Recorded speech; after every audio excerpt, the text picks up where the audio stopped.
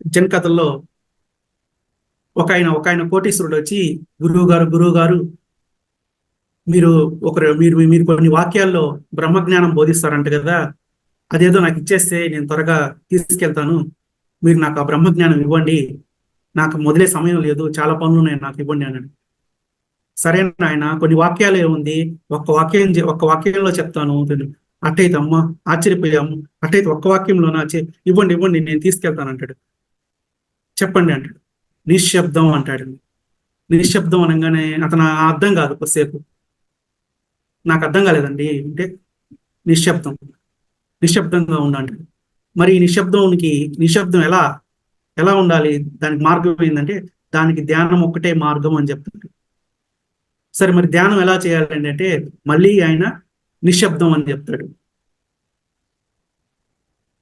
నిశ్శబ్దంగా ఉండడమే అంటాడు. అనగానే ఆ వ్యాపారి నిశ్శబ్దంగా నిష్క్రమణిస్తాడంట. అంటే ఈ మార్గం అనేది అది సాధన చేయాలే కానీ ఏదో అప్పుడప్పుడు పొందేయాలి, ఏదో రకరకాల మార్గాలు కాకుండా, మనకి ఏదైతే పత్రిజీ గారు ఇచ్చారో చక్కగా శ్వాస మీద ధ్యాసతో ఆ ధ్యాన స్థితికి వచ్చి ఆ మార్గానికి మనం వెళ్ళగలండి.